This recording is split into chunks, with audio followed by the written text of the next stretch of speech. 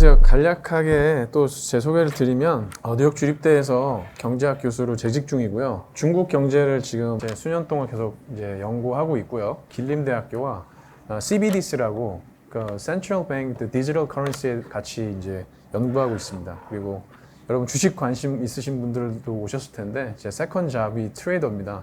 제가 트레이딩 되게 많이 하고 이제 웬만한 개인 투자자로서는 나름 큰 손인. 그리고 최근에 그러니까 이사님한테도 말씀 안 드렸는데 친구지만 저는 플레이턴에 대해서 되게 집요하게 사실 연구를 많이 해서 IRS나 미국 국세청이나 미국 국가 관련 기관에 그런 코멘트를 좀 사실 낳으려고 하나 사실 준비 중인 프로젝트가 하나 있어요. 그 부분은 이제 제가 오늘 다 다룰 내용은 아니지만 이제 그래서 좀 여러 가지 다양한 시각으로 오늘 함께 했으면 좋겠습니다. 1월 6일, 7일에 AEA라는 전 세계에서 가장 큰 경제학자, 세계 경제 석학들이 모이는 미팅이 있었습니다. 1월 6일에. 그 있었던 일 중을 조금 제가 요약 정리하면서 오늘 좀 이어나가려고 합니다. AEA 미팅은 전 세계 정말 수백 명의 경제학자들이 모이는데 거기서 이제 키노트 스피커로 나서시는 분들이면 노벨 경제학상 받으신 정도, 뭐 하버드대 교수님 정도 나오셔서 하시는데 그 중에 이제 전 재무장관 하셨던 레리 교수님이 구조적인 경제 침체가 올 거야. 지금 너무 저축이 과잉되고 있어.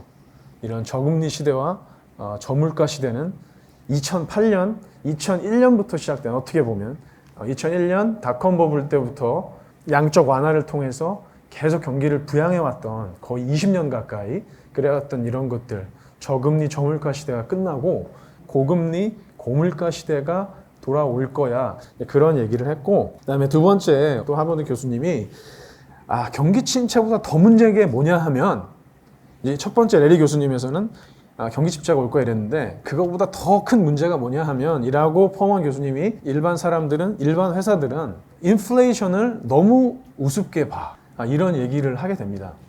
1-2년 이내에 이런 인플레이션이 완화가 되더라도 완화가 되는 것이 왜 그 시점이 중요하냐 하면 많은 메타버스 기업들이 뭐 이런 플레이톤, 스캔톤 이런 식의 새로운 이제 도약 시점을 잡고 있는데 사실 아무리 구글이라도 마이크로소프트라도 아마존이라도 어떤 테크놀로지 엄청난 이 지구를 들었다 놨다 할 만한 테크놀로지 회사도 거시경제를 이기지 못합니다. 그런 역사는 없었고요. 그 미국의 양적 완화의 흐름으로 전환되지 않는 그런 윈드 서핑을 하듯 그런 순풍을 타고 가야 되는데 지금은 헤드윈드, 역풍이 심한 상황인 거죠.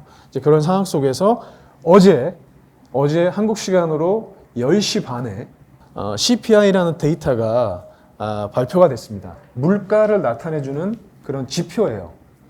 물가를 나타내는 지표가 심지어 마이너스가 될 거라는 예측이 있었는데 M2M은 심지어 마이너스가 나옵니다.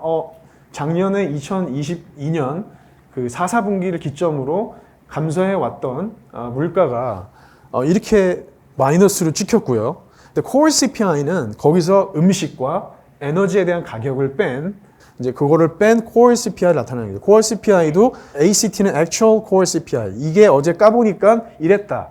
네, 컨센서스는 이렇게 예측했다. 예측한 대로 나왔다. 근데 저번 달에는 0.2였다. 그리고 여기 지금 보시면 year to year 보시면 이제 다 컨센서스로 나왔고 이제 작년보다 지금 한 0.6% 떨어졌다라는 거죠. 즉 CPI 좋게 나왔는데요.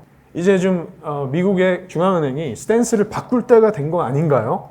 물가가 점점 안정이 잡아가는 것이 아닌가요? 그런데 어제 미국 주식 시장이 엄청나게 막 날아갔나요? 이 CPI 발표에도 불구하고 그렇지 않았습니다. 한 0.6%, 나스닥이 한 0.64% 올라갔죠. 시장이 그렇게 민감하게 반응하고 있지 않아요.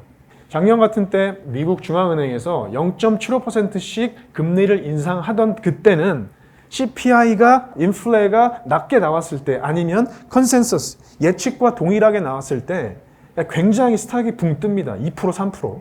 그런데 어제 심지어 파월이 금리 인상 속도를 좀 조정하겠다. 다음 미팅이 1월 31일입니다. 지금 굉장히 급박한 시기로 돌아가고 있어요. 거시경제 시계는. 1월 31일에서 2월 1일 날 이제 FOMC 미팅이 다 금리를 정하는 미팅이라고 이렇게 하고 넘어가겠습니다. 그 미팅이 지금 불과 몇 주 안 남았는데 그때 우리가 0.25%로 그동안 3개 연속 미팅에서 0.75씩 3번 올렸는데 이번에 0.25만 올릴게라는 식의 시그널을 지금 보내고 있는 가운데 물가가 안정된 것처럼 심지어 마이너스로 돌아섰는데 주식시장, 자본시장은 반응하지 않습니다. 신기하게도. 그리고 어제 금값을 보니까 금값이 꿈틀대기 시작하죠. 1900이 넘었어요. 근데 이 케네스 로거프 하버드 교수가 이렇게 지적을 해요. 중국 경제 위기라는 외부 변수에 주목하라. 예, 그래서 그거에 대한 조그만 얘기를 몇 가지 이따 드릴 거예요. 왜냐하면 중국 경제가 JP 모건 스탠리에서 지금 보고한 올해 경제 성장 전망치가 한 5.2에서 5.4%가 나옵니다.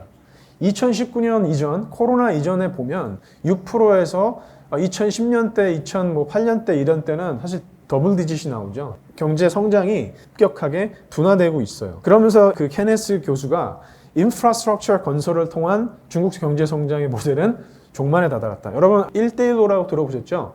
이제 전 세계 80여 개 나라에 돈을 뿌려대면서 경제 성장을 이제 사실 촉진시켜 왔죠. 전 세계 10대 건설 이제 회사를 나열하면 한 7개 정도가 중국 회사입니다.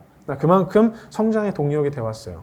그런데 이제 그런 것들이 종식이 되어졌다. 이런 언급들이 AA 미팅에서 키노 스피커의 연설을 통해서 있던 부분이고, 그래서 오늘 그런 부분에 대해서 우리가 미국의 페드 정책, 올해는 어떻게 될 것인가, 그다음에 중국에 대한 얘기를 좀 해보려고 합니다.